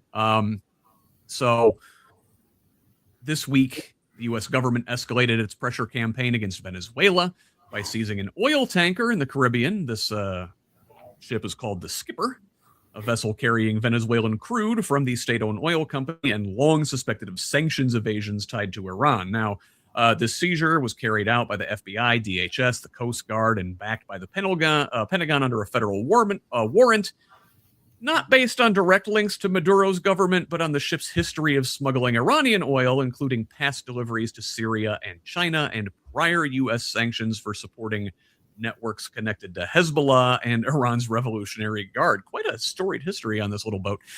So U.S. officials say the tanker may have falsified its location data and had falsely claimed to sail under Guyana's flag, and they have signaled more seizures are likely. While the legal process for confiscating the oil is still unfolding, the move directly targets Venezuela's most critical revenue stream at a moment when the Trump administration is pairing economic warfare with aggressive military posturing in the region, raising serious legal and humanitarian concerns. Now, they said more seizures were likely. We haven't seen more seizures, but we have seen the U.S. sanction 6 additional ships, blacklisting these vessels accused of transporting Venezuelan oil, and also imposed new sanctions on several relatives of President Nicolas Maduro and on businesses it says are tied to what it describes as his illegitimate government. Now, the seizure of this tanker looks dramatic in the context of the drumbeat of war with Venezuela and talk about overthrowing Maduro, but it might be better understood as an extension of an ongoing sanctions enforcement campaign rather than a sudden break toward war. Slate had this article describing the situation. This vessel had already been sanctioned under the Biden administration, was linked to Iranian oil smuggling, like we said. It fits a familiar pattern of dark fleet tankers. Now, what is new is how the seizure is being folded into Trump's broader political narrative. And that ambiguity risks validating Maduro's claim of international piracy, while also undercutting Venezuela's democratic opposition by letting the regime paint dissent as collaboration with U.S. aggression. Along these lines, we're talking about the ramp up in the Caribbean. Well, the House passed the $900 billion National Defense Authorization Act this week, which both advances Trump's defense agenda and quietly reins in some of his administration's most aggressive military actions, including military maritime strikes in this same Caribbean operation, now intersecting with the seizure of this oil tanker, right? So the bill withholds a quarter of Defense Secretary Pete Hegseth's travel budget until the Pentagon turns over unedited footage of airstrikes on suspected drug smuggling boats in Latin America, which lawmakers are investigating amid concerns that they may constitute war crimes. We've talked about this in the last couple weeks. Now, while Republican leaders tout the bill's repeal of Pentagon DEI programs and its alignment with Trump's priorities, bipartisan provisions also push back against unilateral troop withdrawals from Europe and South Korea and require congressional notification when senior military officials are purged. So, taken together, this measure reflects growing unease in Congress with Trump's expanding use of military force in the hemisphere, even as it heads to the Senate with broad support and is expected to be signed into law. So, I don't know. Leslie, what do you make of this seeming bipartisan agreement regarding the overreach on the boat strikes, as well as U.S. presence in allied countries? Is this another sign that we've reached peak Trump and we're starting to see bipartisan pushback? Let's hope so. I think that the constant talk about war crimes is very alarming. To me, as a woman, I see wimpy men in power feeling like they need to prove something. Men who've never chopped wood, washed a car, changed a diaper, many of them never had a pet. And it's bizarre behavior. And they're playing for each other, trying to one-up each other. But murdering defenseless people is just wrong. Everybody knows it. It's wrong. And also, when you said the troop withdrawal from Europe and South Korea, then that goes into the narrative of weakening a defense of democracy for Putin and Xi to then move in. So I think people are starting to wake up and, Trump is very good at hypnosis, like on one-on-one, and he's been called like a spellbinder, and he can be very, very good at convincing people and being charming. But as people start waking up and going, wow, what was I agreeing to before? They come back to their senses. And it is a way to save our own country and to preserve democracy around the world. The fall of democracy around the world will really not benefit the majority of the people, the resources, the animals, every single thing. It will only benefit a few, the oligarchy. And you just have to look at Russia, the oligarchs who seized all the money of Russia, impoverished it. Then what did they do? They moved abroad, sent their children to schools in London and Paris, and enjoyed a fantastical life while their own people suffered. And something I want to bring up is, in the beginning of the war against Ukraine, Putin sold the Russian men on, we're liberating Ukraine. And those men who went into Ukraine went home and called their mom and said, oh my God, these people have, washers and dryers, things that they did not have. So they were being fed this lie that these people in Ukraine were just so, under the thumb. And yet then they realized that the Ukrainians had a better lifestyle than they had in Russia. So it is falling, and people do need to wake up out of their slumber and out of their acquiescence and being told, we need to do this because we're Republicans and we need to stand firm. No, you need to stand firm for America, the people here, the present and the future. So I don't know what's going to happen, but these things do need to happen, and we need to regain our sanity and continue to stand up. So I do applaud these efforts. You mentioned the oligarchs. You talk about China, you talk about Russia specifically, and let's talk about some of the under the radar oligarchs here, and where this intersects with media consolidation. Big story this week. So Paramount has launched a hostile takeover bid for Warner Brothers Discovery just days after Netflix announced a separate deal to acquire major pieces of the company, setting off a high-stakes battle that could reshape the media and streaming landscape. Now, while Netflix struck a management-approved agreement at $27+ per share, that excluded Warner Brothers Discovery's cable assets, Paramount is attempting to bypass company leadership entirely with a reported $108 billion offer valuing shares at $30 apiece, a massive premium aimed at wooing the shareholders. This move highlights competing strategies for consolidation in an industry under pressure from streaming economics and subscriber growth, and raises questions about regulatory approval under the Trump administration. With hostile takeovers historically producing mixed results, Paramount's gambit pits shareholder incentives against existing leadership preferences and could determine who ultimately controls HBO Max, Warner Brothers Film Studio, CNN, and other core assets. So if Paramount Skydance succeeds in its takeover, they will control a vast swath of American entertainment and news, which would consolidate this information in the hands of the Ellison family, with CEO David Ellison backed by the financial muscle of his father, Oracle founder Larry Ellison. The bid would create one of the largest media conglomerates in U.S. history. That prospect has set off alarms among lawmakers and regulators, with figures like Senator Elizabeth Warren and Chris Murphy warning of severe antitrust concerns, political favoritism, and the dangers of concentrating media power amid, Trump's allies. Let's look at where the money is coming from for this takeover. While the offer is led by the Ellisons, themselves major Trump allies and the largest private funders of the Israeli military, required filings also reveal that a large share of the equity comes from Jared Kushner's private equity firm and sovereign wealth funds from Saudi Arabia, Qatar, and the UAE, countries with deep financial ties to the Trump family. The deal would ultimately require approval from regulators overseen by a Trump administration that the president has already signaled he intends to personally influence. Now, Lawmakers argue that selling a company that controls CNN, HBO, and a vast portfolio of film, television, and consumer data assets, a very under reported aspect of this entire deal. So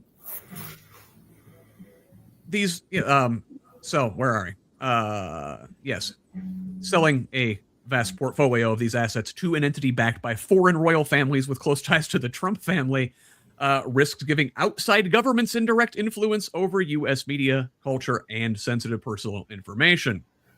And if you just want to look at what this state-owned Trump media would look like, you just have to look at CBS's interview last night with Erica Kirk, moderated by newly appointed CBS News editor-in-chief Barry Weiss, which sparked backlash from viewers who saw the broadcast as CBS drifting toward Fox News-style right-wing programming.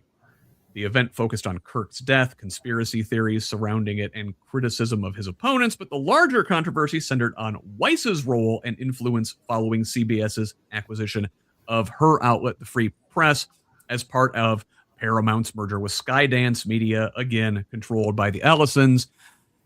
So, listen, Simon, is this CBS town hall a preview, like I said, of Trump era state media? Not the screaming Fox News over the top thing, but sort of a soft laundering of white supremacy through a trusted brand. Like, what kind of RPMs you think Edward R. Murrow and Walter Cronkite are pulling while spinning in their graves? Well, they're now spinning fast enough to power the whole media industry. I don't know if you can recall back to 2016, but Trump never expected to win that election. And the game plan for him back then was to start a new media empire with Steve Bannon. Yep. That was his game plan then. That got put on hold by him getting elected. Ever since then, he's always, as a reality TV host, star, whatever you want to call him, he's always been in the background of the industry. So this is kind of interesting because he's, the second time around, he's been able to put all of that with the white supremacy, I don't want to say Nazism, let's just say activism, into the brands and into the real media that's out there, that's in the hands of the oligarchy, the billionaires.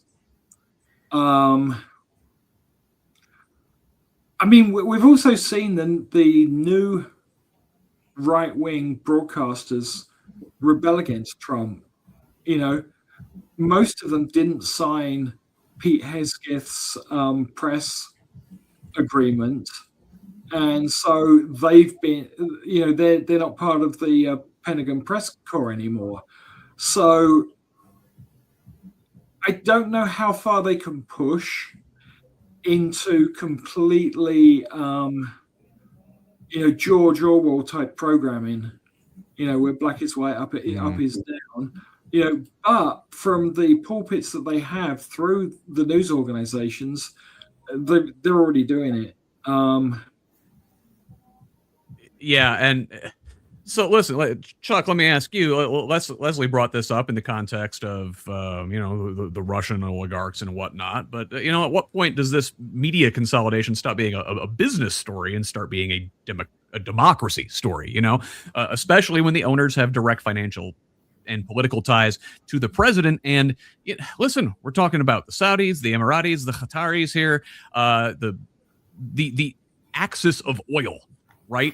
And that they tie in very much with the Russians and their oil industry, their oil oligarchs, and the fossil fuels, the energy barons are fueling the AI boom. And so we have this consolidation, all of these oligarchs working together on this grand project. We should be concerned, shouldn't we? Absolutely, we should be. Where the point of it becomes a national security or democratic issue is right now, because the free and fair press is absolutely vital to sustaining a healthy democracy. If we don't have somebody to call out the bull when it happens, then what good is it? It just becomes propaganda outlets. And much like Fox News, and now this thing with CBS, which I can't believe still happened, but set that aside for the moment. Oh. It's to me, it's coalescing in a larger dumpster fire, that it's constant erosion at all the different frameworks that we uphold as pillars of our country as being governed by the people. Because right now they're coalescing all this energy behind the people with all the money and cutting all the rest of us out of the deal. And as they continue to do that, it's just going to squeeze, and eventually it's going to end up coming back at them. But as a national defense thing, yeah, it is totally, to me, it's downright, I don't even know if scary is even an accurate enough term. Paralyzing fear maybe is more accurate. That, again, it is counterintuitive to our very founding documents and the way this country was established. We were established to be able to hold power accountable. That was the whole purpose of our, the fight of the Revolutionary War, for God's sakes. So, and again, this is what happens when we don't learn from history. We've successfully unfortunately, these right-wing people have destroyed learning about, the actual realities of history, and they've massaged it and rigged it around to where it's, this whitewashed, all pun intended, of history. And it's what they want people to believe, not what actually happened. And that's where I think if we're going to start recovering all this, we've got to get back to those fundamentals of opening it up, and relearning all of human history, not just the pretty parts and not just the ones we want. We have to relearn the totality of it, because that's how we're going to offbeat this push towards Nazism and this theocracy that they're trying to beat down our throats. Leslie, we talked about this earlier in the context of the State House, and despite our win, we're still dealing with a 7-2 gerrymandered map. We talked about nibbling around the edges regards to utility bills and medical debt. Let's say this thing falls through and Netflix still wins this bid. That's still not great, is it? Aren't we just still choosing between two giant private monopolies, deciding what the public gets to see and calling that some sort of victory? Yeah, I think it is very hard. And I think that the people do suffer and the artists do suffer. As a recording artist, you think about all these buying up of the little independent record labels by, mega corporations like Sony, and, that's just the one that comes from Warner Brothers. And what you saw was basically money funneling up to the top, and executives getting more money, and them laying off staff, and then them trying to outbid each other and giving, this artist $1 million and that artist $1 million, but most artists got nothing. And just trying to get a bigger hit instead of maybe making more artists have a living. And I think that that's kind of a danger right now too, as a creative person. And I don't think that, the works will be the winner. We've seen that when these kind of repressive regimes have a stake in media companies, they don't want any criticism of their countries. And I think the point was made about the latest Top Gun movie that the villain could not be, maybe it was a Russian, they had to change the villain so that, Russia didn't get criticized. We're from Vegastan, yes. Yeah. And, I don't know. I mean, maybe their whole hatred for DEIA, which I want to say accessibility, because it often gets knocked off.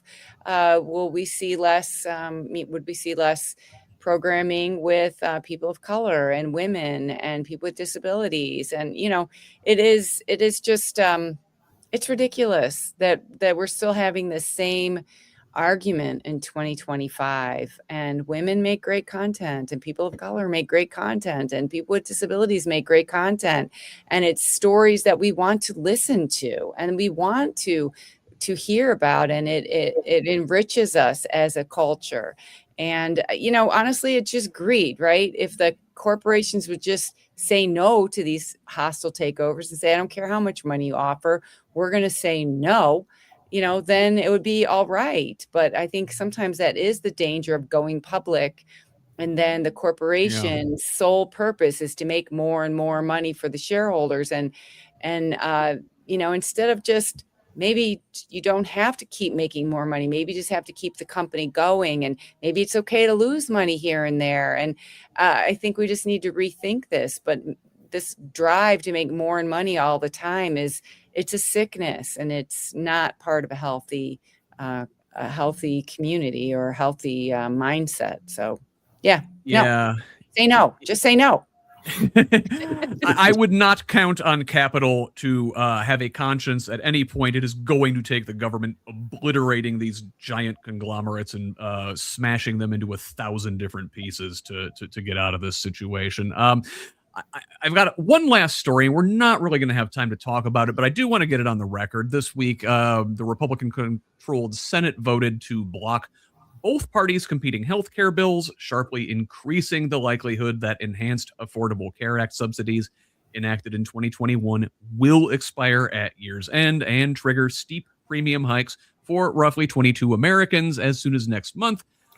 Democrats' bill to extend the subsidies for 3 years fell short of the 60 votes needed to advance, while Republicans' alternative, letting subsidies lapse in favor of expanded health savings accounts and cheaper, higher deductible plans, also failed, essentially punting the issue to the 2026 midterms. Now, Friday, we did hear that Mike Johnson and Republicans have something resembling a plan to move forward with a floor vote next week on a long-standing conservative healthcare package pitched as an alternative to the Affordable Care Act, which Simon's lovely wife in a chat referred to as the Can't Afford Care Act, or CACA. The bill would create new choice accounts to let employers steer workers toward individually purchased insurance instead of traditional group plans, restart federal funding for ACA cost-sharing reductions to unwind the silver loading practices that they called, and expand association health plans that allow small businesses and employers to self-insure with fewer constraints. We don't get a chance to talk about this today, unfortunately, but I do have Dr. Rob Stone appearing on the panel next week, a member of Physicians for a National Health Plan, and we will get to discuss the Affordable Care Act, the CACA plan, and whatever else comes down the pipe in healthcare next week with a real pro. So look forward to that. But in the meantime, let's wrap things up, and I'll give each of you an opportunity to shamelessly promote yourselves. First, Simon, go ahead. Thanks. Okay, everybody, thanks for listening. I can be found at simonhiggs.com, and Organizing Indiana can be found at organizingindiana.org.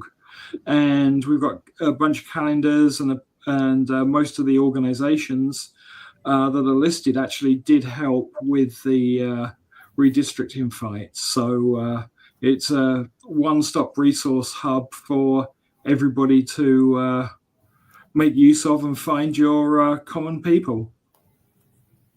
Very good. Appreciate it. Chuck, how about you? Pitch us something. Sure. My one pitch I have is I'm available through the Hancock County Democrat Party here in Hancock County, Indiana. And if you're interested, tomorrow we are doing a speaker series that you can get onto through our newsletter. So you can just reach out and email us. We'll be having a local candidate on, John Logenthal, who will be running for Center Township board member. So really looking forward to that conversation. And we'll be doing more spotlights on local candidates throughout the next few months. So just look us up and get involved. Fantastic. We'll be on the lookout for that. And Leslie, finally you. My website is also my name, leslienuss.com. I have a new record called Ride at Dawn. You can listen to it on any streaming platform. It features a song the title song I wrote with a student at Self School, where I do a music program on Thursdays, and another song that I wrote about advocating for children with special needs called Could I Sing About It? But I'm really proud of it, and I recorded several of the songs in Indiana. And so that's, I guess, the main thing. I've got a YouTube channel, but you can look it up under my name, and I think on Instagram, I'm Nuss for Us, and Facebook, Nuss for Us, because that's when I ran for office. That was my thing. So anyway, thanks for listening, and stay strong, everybody. Keep democracy going. Hell yeah, very good. Thank you, Leslie. And one last pitch from me. Again, we are running a special over at HoosLeft.us for all new subscribers from now until the end of the year. Only $35 a year to support this project, or about $350 a month. That is, again, over at HoosLeft.us. That's also my handle on Blue Sky, Instagram, and Threads. The handle is at HoosLeft on all the others.